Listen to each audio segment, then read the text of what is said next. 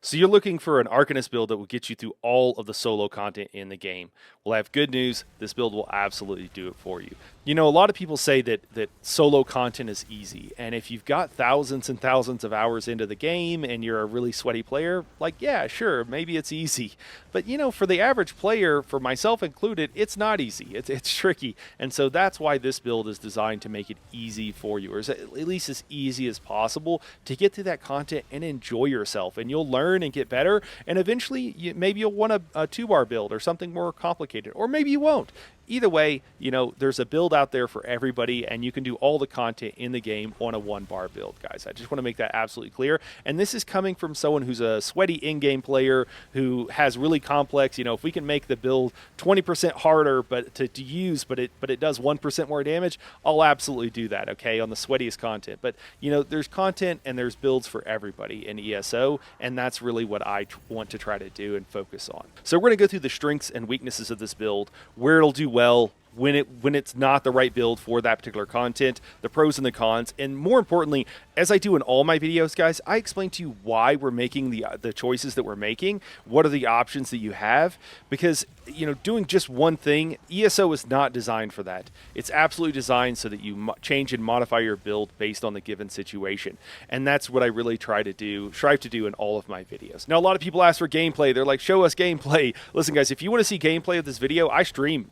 many nights a week, and I actually will link at the end of the video and down below live streams of me playing this build. I think I went for like 6 hours last night, and I'll probably do a handful of hours tonight in the Endless Archive to see if we can get to Arc 5 with this build, because I honestly think we can. I think we can actually clear Arc 5, which is like the technical end of the archive, even though you can go on infinitely. Another thing, guys, if you're just looking for a reference card, you can find the card that's behind me. You can find this on nighthorrorgaming.com. Everything you need is there. There's tons of build guides, and you can actually download these to keep them on your desktop, keep them on your phone.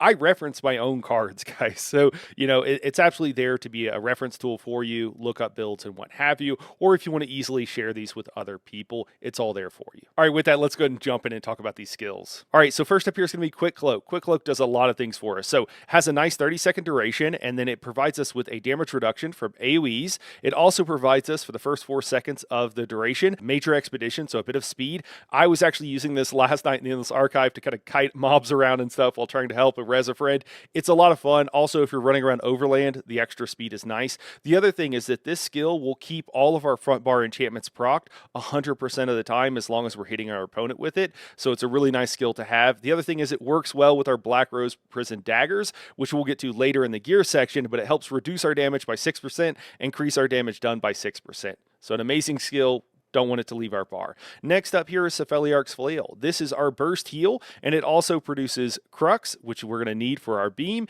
And then the third thing it does, it puts a debuff on our enemies that causes them to take 5% more damage from all of our attacks. Excellent skill. It's our burst heal. Use it whenever you need it, and then we beam after that. So our third skill here is our beam. So we're using Pragmatic Fate Carver, and the reason we chose Pragmatic is because it provides us with a shield. Now, a lot of people think in ESO that like heavy attacks are the easiest builds in the game.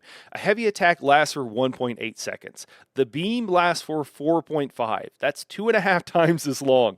A beam build on an Arcanist is by far the easiest build to use in Elder Scrolls Online. Now, this build today isn't the easiest because it's designed for survivability. If you want just an easy full DPS build, guys, I have multiple builds for Arcanist here on the channel. I have 1-bar, I have 2-bar builds. I even have like a non-beam build if you want to do something just different and fun. So, you know, Fate Carver here, though, absolutely a staple. We want to use it anytime we have 3 Crux, then we go ahead and beam as long as our shield's up and as long as we're not dying. Hey guys, if you enjoy what you're watching and you'd like to see more of it, consider becoming a channel member. It's the best way to support the channel, and it helps me make videos just like this. All right, and then our fourth skill here. So this is a scribing skill. It's Warding Contingency, and there are 2 options with this. So with a lot of stuff in this build, there's going to be a maximum damage, and then there's going to be a more survivable option. So for the maximum damage option, we're going to choose, again, Warding Contingency for the shield. That's our first option, is the shield. Our second option, we're going to choose Class Mastery, which will generate us a Crux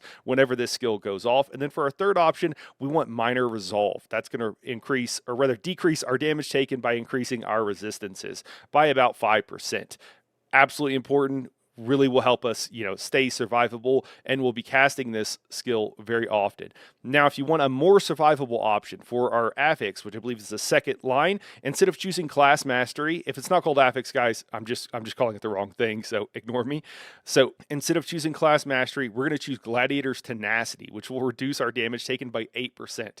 It's massive. It's a unique buff. Can't get it anywhere else.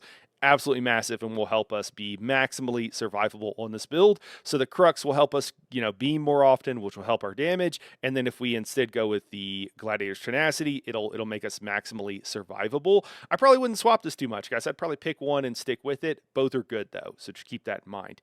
And then for our fifth skill here, so our fifth skill is a flex spot, okay? Meaning that we can put anything we need here. So my first option here would be something like Flare. Flare is from the PvP skill line, and just by being on our bar, it will provide us with major protection, which will reduce our damage taken by 10%. Absolutely massive. Also from that same skill line, for the passives there, as long as we're maxed out at least level 9 in PvP, which I know is a bit of a grind. Don't worry, we have some other options here, but it's a bit of a grind. But if we have that maxed out, then we will get an extra 10% magic recovery just by the skill being on our bar. We never cast this skill. It just provides us with all these buffs by being on our bar, and it makes this build a 4-button build, which makes it a little bit more simple, a little bit more easy. Now, if you don't have PvP skill line leveled up, you're leveling up, you don't want to deal with it, whatever, another good option here is to go with Runic Sunder. The first thing Runic Sunder does, it reduces our opponent's armor by 2200, which will help us get to that penetration cap if we're in veteran arenas or if we're in some sort of group content like a dungeon or endless archive. So that's why we like it here. It reduces their armor that much. We also gain that much armor, so we gain 2200 armor, but there's also a passive in the skill line, which I think a lot of people don't realize, which while this skill is active, or any skill from the skill line, we actually gain another 2,000 or just under 2,000 armor. So the swing on this is we actually gain about 4,200 armor, which is significant and will really help reduce our damage taken. So that's why we really like this skill and why it kind of can take the place of Flare. It's also, from our class skill line, so it's going to be a lot easier to get than something like Flare. Now, if we don't need maximum survivability, we look over here at a couple of our useful skills here. So first up is Banner. So for Banner, we'll choose the Magical Banner, which will increase our magicka damage by 6%. The second option there, we will choose for our affix, again, the class mastery to generate a crux, 1 every 5 seconds. And then for our third option there, we want heroism, minor heroism. It'll just help us have more ultimate. It's kind of the best option here for us. So we put this on whenever we're in situations where 1, sustain is not a problem, and 2, we want maximum damage. And then the next skill here is going to be Razor Caltrop. So if we need to apply Major Breach to get to that 18,200 penetration mark, then we're going to need something. And Razor Caltrops is our option here. So you'd slot this in whenever you're in an arena and you want full penetration for maximum damage, or in a situation where you're in a group content like a dungeon where the mobs will have 18,200 resistances, endless archive, for example, as well. And then last up here for our ultimate, we're going to choose the Tai King's Gaze. This is just the ultimate that will actually move. If your target is stationary and you don't mind remorphing this periodically, you can go with something like the Languid Eye, but for most solo content, you want the AoE to be able to move around and find a new target, so I recommend Tai King's Gaze. It'll just work out the best for you because it can be a little tricky to hold a mob completely stationary. And that is it for our skills. Let's go ahead and move on and talk about our gear. So first up, what I recommend for full damage is running Deadly Strike. This is a PvP set that you can actually purchase from vendors, guys, and it shouldn't cost that much. You can full body it, so everything but your shoulder and head, which will be where your monster set goes, is where I'd recommend running this. You can also run it on your jewelry, that's fine. For monster set, I recommend Zaan, but really any monster set that you like is fine here. I just like that. It does good damage, and I think it works well in a solo context. And then we're going to be running the Oaken Soul Ring with this build. It just provides us with a whole bunch of buffs, and it allows us to simplify our build. Arcanists have a ton of buffs that come with their class, but they really require bar space, and we don't really have it on this build, so we run Oaken Soul to kind of simplify things down. On our front bar, which is the only bar we're going to be using, we're going to run 2 daggers, and we want the Black Rose Prison daggers. And the reason for that is because these provide us, whenever we have our quick cloak up, with a 6% damage reduction and a 6% damage increase. It's just a huge, massive buff, and you can't really get this kind of unique damage reduction as well as the damage increase anywhere else in the game. And then for our last 2 pieces of armor here, we're just going to choose 2 pieces of crit. I picked a couple pieces of jewelry. It's literally anything that you have, guys, that will give you as a 2-piece bonus critical damage. That's the best thing. If you don't have that, running something else that gives you weapon and spell power is a close second, and that's totally fine.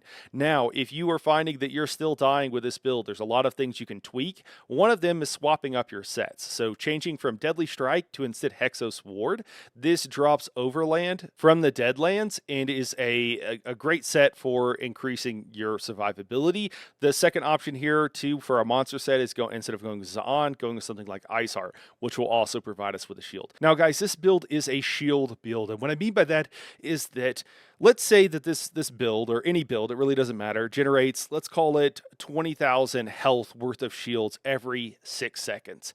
Now, what works, and it could be 40,000, it doesn't really matter what the number is, but just go with me here, okay? Let's say it's 20,000. What happens is that if you take less than 20,000 damage per 6 seconds, nothing will hurt you. You are God mode. You are infinite sustain. All right. You will not die at all. And the thing is that your resistances and your other forms of damage mitigation, all the buffs that we're going to make sure we have on this build, will reduce your damage taken before the shields kick in. Okay. So having high mitigation is really important for a build that is like shield focused. The other thing though is that eventually what will happen, and why these kinds of builds are actually looked down by many people in the end game, is because what will happen eventually is that you'll get to content that will do more than your total shielding amount that you get. And sure, there's a little bit of health recovery and a little bit of healing you get, but eventually, as soon as the damage creeps over that threshold, you will die. And so what happens is that the build works really well until it stops working at all, and it's a hard stop, okay? It will just not work. You will die, because if you start taking an extra 2,000 damage every second that you can't shield through, you're dead in a couple of seconds, okay? So that's the way these kind of shielding builds work. Now, again, by throwing on Hexos' Ward and Ice Heart, we are increasing that shielding capacity from our ward and other abilities that we have, our pragmatic fate carver, to the point that, yeah, maybe we can get through more content than we otherwise would, but at some point it will absolutely stop working altogether. Okay, so just realize that it's important to know what content a build is designed for, because like I said earlier, no build is designed for all content in the game, okay? And there are other kinds of builds that are better for, harder content. They're just not nearly as easy to use. And again, we're going for easy to use here today. And I think it should, again, get you through all the content that you want to get to solo in the game, unless you're trying to do things that aren't really meant to be soloed, all right? Another quick note about these shield builds, guys, is that, what most in-game players do is they don't run shield builds. They instead run builds with Ring of the Pale Order, and what happens with Ring of the Pale Order is that the more damage you do, the more healing you do.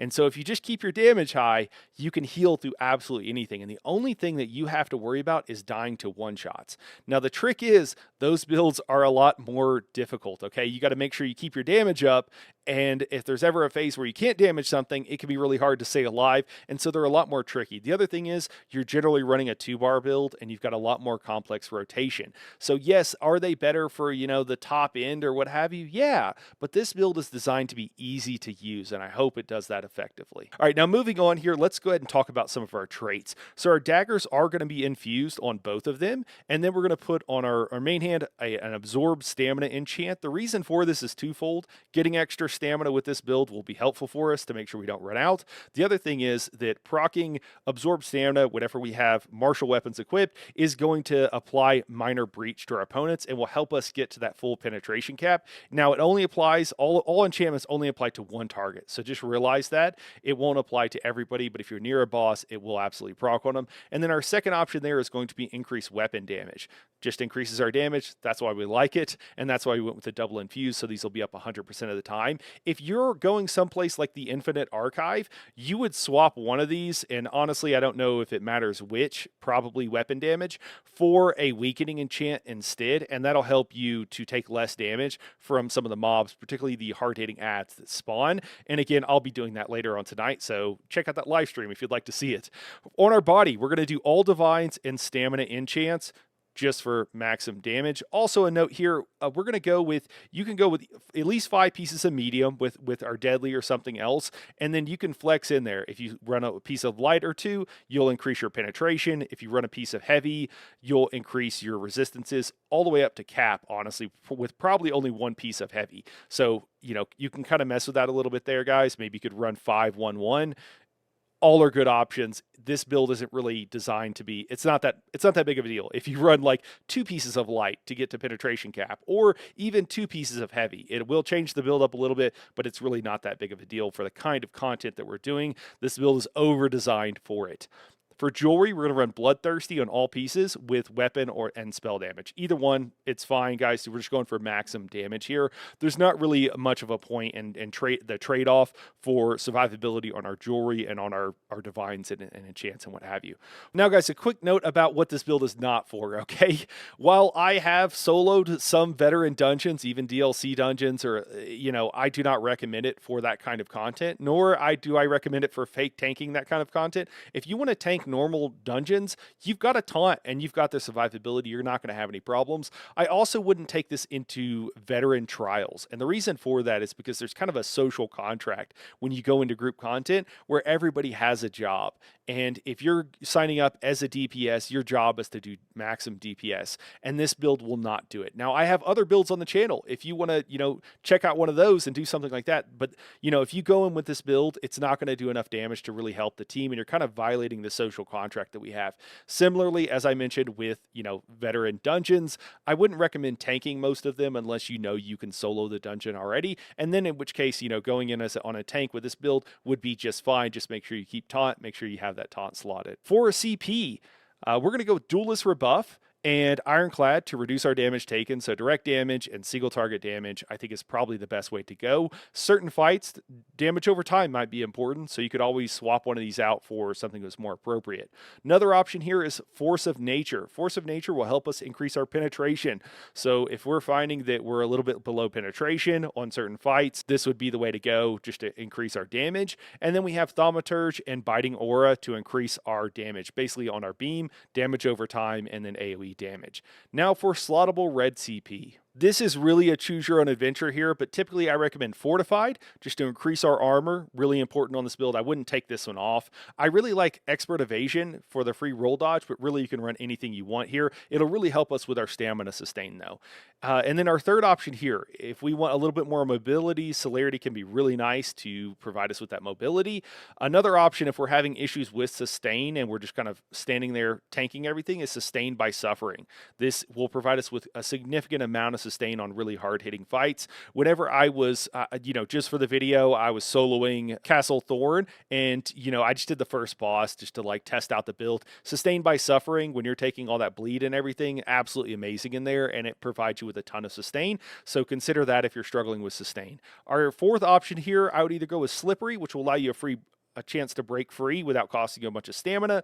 This is actually really useful in solo content in a lot of the arenas because you actually get stunned quite a bit, so it saves you a bunch of stamina. Another option here for maximum survivability would be Pain's Refuge, and the reason for that is, again, when we're solo, we're taking a bunch of damage, we have a bunch of debuffs on us. Pain's Refuge will help us reduce our damage taken by a considerable amount. For our attributes here, if you're going for maximum damage, just put it all in stamina. Also, a note here, guys, if you wanted to run a Magicka version of this, just take everything that I'm saying stamina and make it all Magicka, okay? That's how you can convert from one to the other, and it should work. You might have to tweak a few things, but it'll work just fine. If you are looking for maximum survivability, if you're trying to push the Endless Archive, then I would actually take those points out of stam and put some in health, maybe all of them in health if you want to go for maximum survivability. Just realize you're trading damage for survivability. Similarly, on our Mundus, we will typically run the Lover Mundus. Now, you don't need to run this in Overland, but honestly, it's fine. Overland, you're going to kill everything so quickly, it probably doesn't matter very much.